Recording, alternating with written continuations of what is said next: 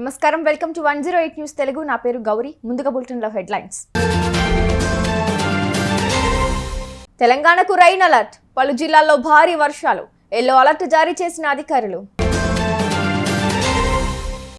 BRS పార్టీలో హరీష్ రావు ఒక్కడే మంచి నేత అని కితాబిచ్చిన బండి సంజయ్. హరీష్ బీజేపీలోకి వచ్చినా రాజీనామా చేయాల్సిందేనని స్పష్టం.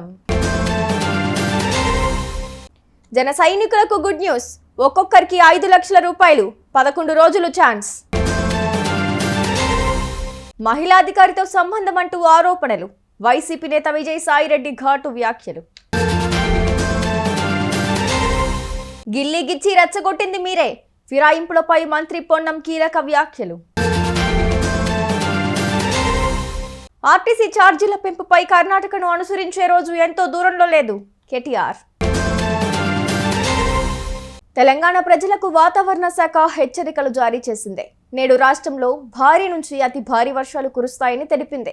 రాష్ట్రంలోని అన్ని ప్రాంతాల్లోనూ వర్షాలు కురుస్తాయని చెప్పింది. నైరుతి ఋతుపవనాలు బలపడటం, ద్రోణి ప్రభావంతో రాష్ట్రంలో విస్తారంగా వర్షాలు కురుస్తాయని చెప్పారు. అతి భారీ వర్షాల నేపథ్యంలో పలు జిల్లాల యంత్రాంగాన్ని వాతావరణ శాఖ అప్రమత్తం చేసింది. నేడు సంగారెడ్డి, వికారాబాద్, కామారెడ్డి, మెదక్, నిజామాబాద్ జిల్లాల్లో అతి భారీ వర్షాలు కురిసే అవకాశం ఉందన్నారు. ఈ మేరకు ఆయా జిల్లాలకు ఎల్లో అలర్ట్ జారీ చేశారు. ఈ జిల్లాల ప్రజలు అప్రమత్తంగా ఉండాలని సూచించారు. తెలంగాణలో రాజకీయాలు రోజురోజుకు ఆసక్తికరంగా మారుతున్నాయి.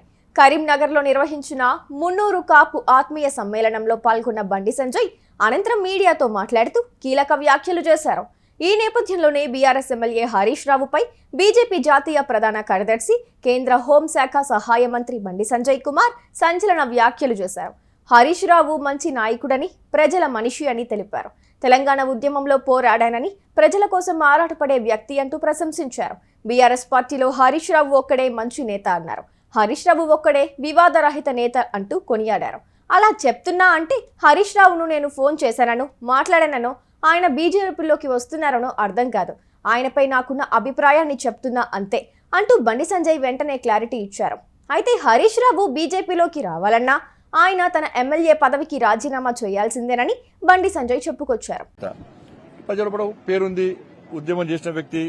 బట్టి హరీష్ రావు మంచి పొలిటీషియన్. హరీష్ రావు వచ్చినా కూడా మళ్ళీ రాజీనామా చేసి మన ఎన్నికల పోటీ చేయాల్సిందే. కాబట్టి హరీష్ రావు పోటీ చేస్తాడు, మంచి ఆయనకు ప్రజాభిమానం ఉంది కాబట్టి ఈజీగా నిలుపుకోగలుగుతాడు. కాబట్టి మంచి పొలిటీషియన్, దాన్ని ఏమనలేదు, ఓపెన్ గా చెప్తున్నాను. చర్చలు మాకేమొస్తామే చర్చలు. ఇప్పుడు బీఆర్ఎస్ పార్టీ ఏముంది చెప్పరాదు, బీఆర్ఎస్ పార్టీ చెప్పరాదు.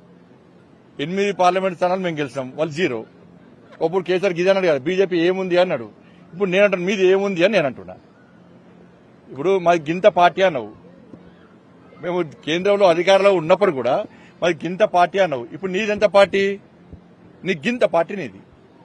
నేను అహంకారంతో మాట్లాడలేను. కేసీఆర్ గారు ఇంతకుముందు చాలా అవమానకరంగా మాట్లాడాడు. భారతీయ జనతా పార్టీ నాయకులను హేళన చేసే విధంగా మాట్లాడాడు. కేంద్ర స్థాయి నాయకులను కూడా అవమానపరిచే విధంగా కేసీఆర్ గారు మాట్లాడాడు. ఇప్పుడు డామేడ్ కథ అడ్డం తిరిగిన లెక్క ఇప్పుడు ఆయనకే దుఃఖిస్తున్నారు. కాబట్టి అధికారంలో ఉన్నా, అధికారంలో లేకున్నా కూడా ఏ పొలిటీషియన్ అనగా పొలైట్ గా ఉండాలి, విమర్శలు చేయాలి. కానీ హేళన చేసే విధంగా, కించపరిచే విధంగా మాట్లాడితే ఇలా కేసీఆర్ కుటుంబం చూసి అందరు నేర్చుకోవాలి. ఇప్పుడు పొలిటీషియన్స్ నేర్చుకోవాలి. అందుకని అధికారుల పార్టీ నాయకులు కూడా చెప్తున్నాను, మీరు అహంకారంతో గతంలో బీఆర్ఎస్ పార్టీ ఏ విధంగా వివరించిందో అట్నే వివరిస్తే మీ కూడా బీఆర్ఎస్ పార్టీ కొట్టే గతం మీకు కొడుతుంది. దాన్ని గుర్తుంచుకోవాలి. పొలైట్ ఉంటాడు ఆయన, చిల్లసలు ఎప్పుడు మాట్లాడాడు. కానీ నాకేం దగ్గర కాదు, నాతో ఎప్పుడు మాట్లాడలే. నేను మీరు అడిగిన వాటి చెప్తున్నా. మళ్ళీ దీన్ని బ్రేకింగ్ పెట్టకూడదు. హరీష్ రావు గారు బీజేపీలో ఏడుతున్నారు, బ్రేకింగ్ పెట్టకూడదు మళ్ళీ మీరు. ఎందుకంటే పెద్ద ఆయన ఇప్పటికే ఇట్లా పట్టుకొని కూర్చున్నాడే, ఎవరు పెద్ద మనిషి. మళ్ళీ ఇప్పుడు హరీష్ రావు గారు బీజేపీలో ఎడుతున్నారంటే పీడాతం అయితే మీరే బాధ్యత మంచి. ఎందుకంటే మొదటి నుంచి కూడా కేసీఆర్ గారు నిండు నూరేళ్లు ఆయుర ఆరోగ్యాలతోని అష్టైశ్వర్యాలతో బతకాలని కోరుకునే వ్యక్తి నేను. ఇంకోరి నాశనం కోరుకునే పార్టీ నాది కాదు. అటువంటి వ్యక్తులు మేము కాదు. జనసేన పార్టీ నేతలు, కార్యకర్తలకు అధిష్టానం శుభవార్త చెప్పింది.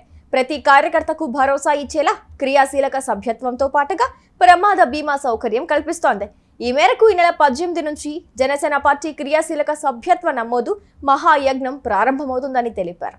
జూలై 18 నుంచి 28 వరకు జరగనున్న 4వ విడత క్రియాశీలక సభ్యత్వ నమోదు కార్యక్రమంలో ప్రతి ఒక్క జనసేన నేత, జన సైనికుడు, వీర మహిళ బాధ్యతగా పాల్గొనాలని, కొత్త సభ్యత్వ నమోదుతో పాటు సభ్యత్వ రెన్యువల్ కార్యక్రమం జరిగేలా ప్రతి జన సైనికుడికి, కుటుంబానికి రక్షణ కల్పించాలనే పవన్ కళ్యాణ్ ఆలోచనను అమలు చేయాల్సిందిగా కోరుతున్నామని జనసేన పార్టీ తెలిపింది.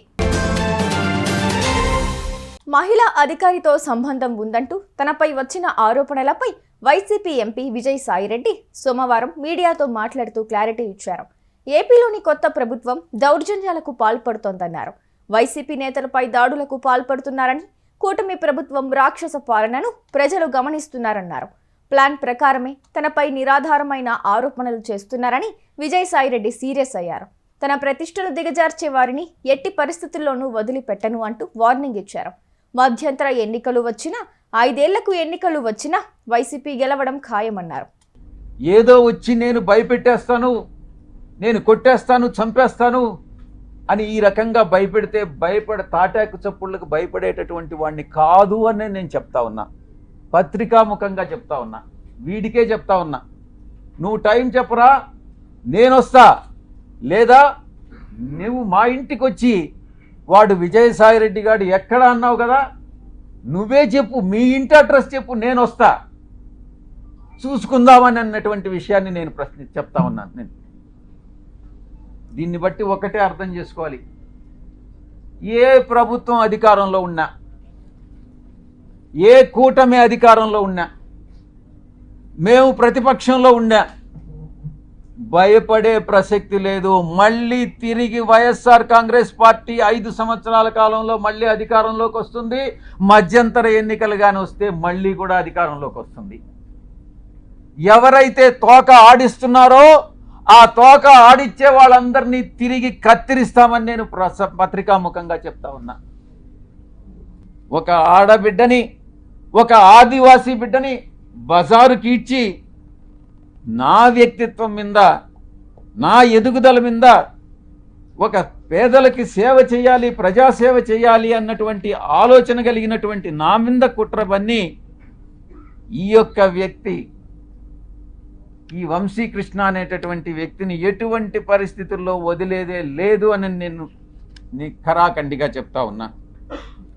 వీటన్నిటికీ మించి ఒక ప్రైవేట్ మెంబర్ బిల్ పార్లమెంటులో సోషల్ మీడియాని, ఇటు ఈ యొక్క వెధవలు ఎవరైతే ఉన్నారో జర్నలిస్టులుగా,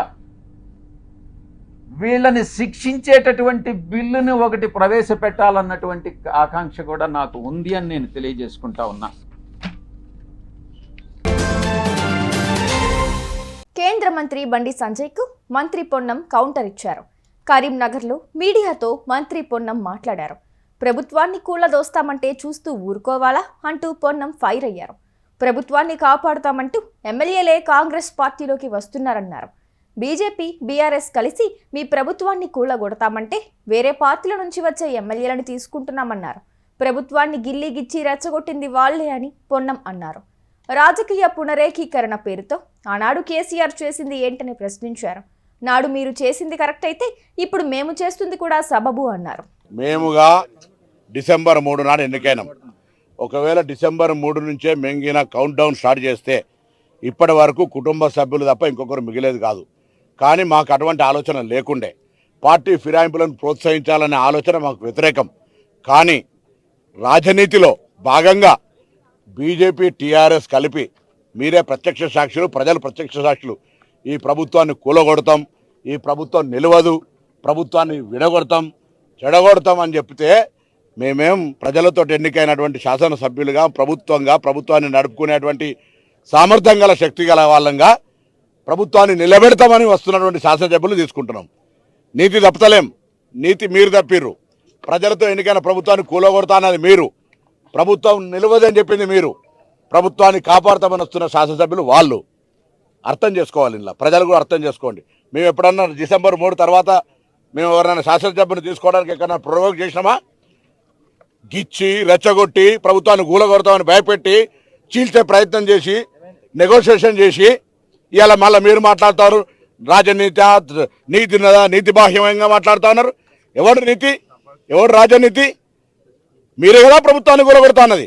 ప్రభుత్వాన్ని కాపాడుతామని చెప్పి వస్తున్నట్టు వాళ్ళు జాయిన్ చేసుకునే బాధ్యత మాకు, ప్రభుత్వం సామర్థ్యంగా 5 సంవత్సరాలు ప్రజలు ఇచ్చిన తీర్పుతో కాపాడుకునేటువంటి బాధ్యత మాకు లేదా? అరే వాళ్ళు వందానని నేను అడుగుతున్నా. ముందుగా అసలు మేము జాయిన్ చేసుకోవడానికి మేము బేసిక్ గా ప్రిపేర్ లేం, కానీ మా ప్రభుత్వం కూలగొడతా అంటుంటే ఎవరికి కూలగొట్టేటువంటి సాధ్యం లేకుండా చేసుకునేటువంటి బాధ్యత మాకుందా లేదా? అరే ఆస్తులు నిన్న చెప్పిన ముఖ్యమంత్రి గారు ఎక్ఎంఎల్ఏషన్కి ఏం తక్కువ ఉన్నది, ఎవరికి ఏం తక్కువ ఉన్నది? ఆస్తుల కోసం ఆనాడు మీరు చెప్తేనేమో ఒక నీతి, మేము చెప్తే ఒక నీతి. ఆనాడు మీరు రాజకీయ పునరేకీకరణ లేకపోతే రాజకీయాల్లో ఇంకో మాట మీరు ఒక లాంగ్వేజ్ డిక్షనరీలో మీరు ఒక చెప్పారు, మేము చెప్తా ఉన్నాం మా ప్రభుత్వాన్ని నిలబెట్టడానికి వస్తున్నామని.